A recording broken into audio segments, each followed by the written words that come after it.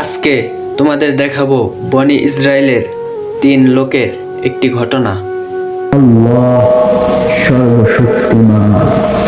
বনি ইসরায়েলের 3 লোক সফরে বেরিয়েছে, মরুভূমির সফর, মাঝখানে তুফান।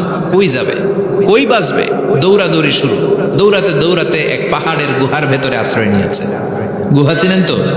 পাহাড়ের গুহা। আশ্রয় নেওয়ার সাথে সাথেই বৃষ্টির পানির ঝাপটায় পাহাড়ের উপর থেকে বিশাল এক পাথর খণ্ড এসে পাহাড়ের গুহার মুখটা বন্ধ করে দিয়েছে। বন্ধ, অন্ধকার। এরা পড়ছে বিপদে। হায় হায়, বাঁচার জন্য ঢুকলাম, এখন এই মরণ। ঢুকছিল কি জন্য? এখন মরণ।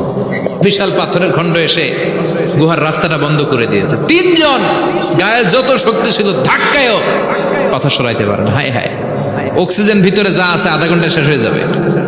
কি করে বাঁচবো? বাঁচার উপায় নাই। চিল্লা ফাল্লা শুরু হয়ে গেল, কান্নাকাটি শুরু। একজন বলে, তোমাদের জীবনে কার কি ন্যাক আমল আছে, যেই ন্যাক আমলটা আল্লাহর ভয়ে করছিল ওইটার ওসিলা দিয়ে দোয়া করে দেখো কিছু হয় কিনা। সুবহানাল্লাহ কোন। এটাই উপায়। একজন হাঁটু গেড়ে চোখের পানি ছাড়া শুরু করছে, আর দোয়া শুরু করছে, আল্লাহ আল্লাহুম্মা কানাত লি আবাওয়ান শাইখান কাবীরা। আল্লাহ, আমার বাবা মা ছিল বৃদ্ধ বৃদ্ধা, আমি পেশায় রাখাল, সারাদিন ছাগল চড়িয়ে রাত্রিবেলা দুধ আনতাম, সবার আগে আব্বা মারে দিতাম, এরপরে আমার ছেলে মেয়ে, এরপরে স্ত্রী। একদিন গভীর রাতে এসে দেখি আব্বা আম্মা ঘুমায়। দুধের বাটি নিয়ে আব্বা আম্মার মাথার সামনে দাঁড়িয়ে রইলাম। ছেলে মেয়েগুলো আব্বা এসে বলে, আব্বা দুধ দাও। আমি বললাম পরে, আগে আব্বা আম্মা খাবে, তারপরে তোরা। ছেলে মেয়েগুলো কান্না জুড়ে দিল, আমি দেই নাই। ফজর পর্যন্ত দাঁড়িয়ে রইলাম। ফজরের আগ দিয়ে আব্বা আম্মা ঘুম থেকে উঠে দেখে তো আমার অবাক। কিরে বাবা, দাঁড়িয়ে কেন? বললাম প্রতিদিন দুধ খেয়ে ঘুমাও, আজকে আগে আগে ঘুমিয়েছ, দুধ খাও নাই, তোমাদেরকে আগে দিব বলে দাঁড়িয়ে রইলাম। আল্লাহর ডেকে বলে, আল্লাহ ওই দিন সারা রাত দুধের বাটি নিয়ে মা বাবার শিওরে আমি দাঁড়িয়েছিলাম। ফজরের সময় আব্বা আম্মারে দুধ খাওয়ালাম, তারপরে ছেলে মেয়েদেরকে দিয়েছিলাম, তারপরে স্ত্রীর মুখে দিয়েছিলাম। ও মাবুদ, ওই দিনের এই কাজটা আমি দুনিয়ার কাউরে খুশি করার জন্য করি নাই, শুধুমাত্র তোমার খুশি ছাড়া।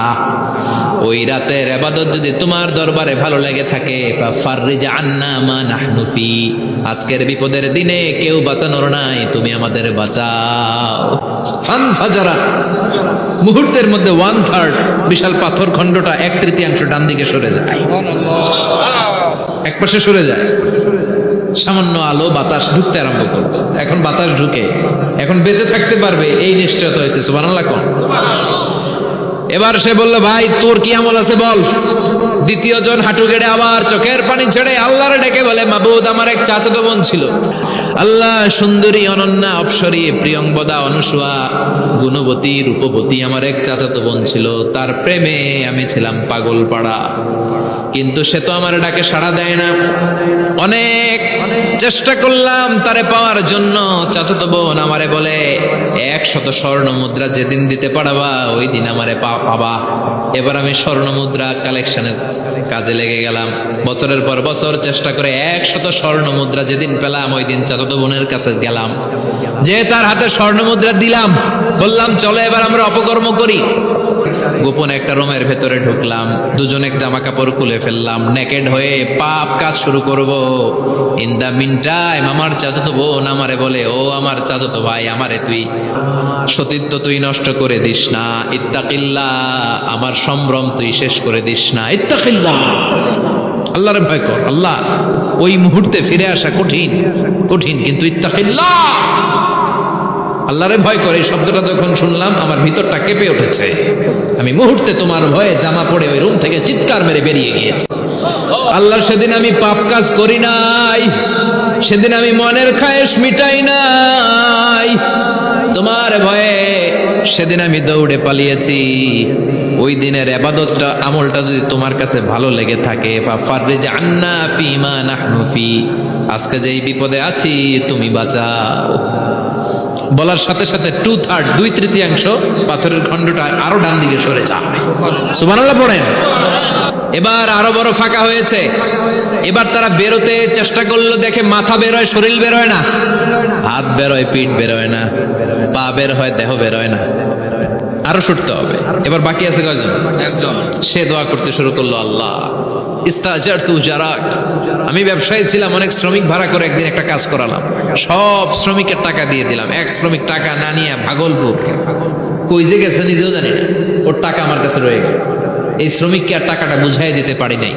এই টাকা দিয়ে আমি কয়েকটা ছাগল কিনলাম, এই ছাগলগুলো বাচ্চা দিল, ওগুলো বাচ্চা দিল, ওগুলো বাচ্চা দিল, দিতে দিতে বিশাল ছাগলের ডেইরি ফার্ম করে ফেললাম তার ওই টাকা দিয়ে।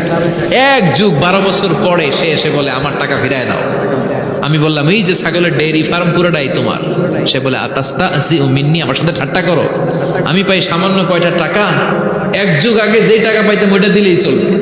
আমি বললাম ও শ্রমিক, তোমার টাকা দিয়ে আমি ছাগল কিনে ব্যবসা করেছি, ছাগল বাচ্চা দিয়েছে, বাড়তে বাড়তে বাড়তে বাড়তে আজকের বিশাল এই ডেইরি ফার্ম। এই ডেইরি ফার্মের মালিক আমি নই, তুমি নিয়ে যাও। বলার সাথে সাথে শ্রমিক আনন্দে নাচতে নাচতে ডেইরি ফার্ম নিয়ে যায়। ও আল্লাহ, ওই দিন যদি সে যতটুকু টাকা পাওনা ছিল অতটুকু দিলেই সে খুশি হয়ে যেত। শুধু তোমার খুশির জন্য পুরো ডেইরি ফার্ম আমি তারে দিয়ে দিয়েছিলাম। আল্লাহু আকবার। আল্লাহ, আজকের এই বিপদের দিনে আমার সেদিনের আমলটা যদি তোমার কাছে ভালো লাগে তুমি বাঁচাও। বলতে দেরি, মুহূর্তের মধ্যে বিশাল প্রকাণ্ড পাথর খণ্ডটা অন্যদিকে দৌড়ে চলে যায়। পাহাড়ের গুহা ওপেন, পাথর খণ্ড নাই। আল্লাহর শুকরিয়ার তাকবীর দিতে দিতে 3 জন বের হয়ে যায়। সুবহানাল্লাহ পড়েন। সহিহ বুখারীর বর্ণনা, সহিহ হাদিস। নিজের এমন কোন নেক আমল যদি থাকে যে আমলটা শুধু আল্লাহর জন্য করেছিলাম,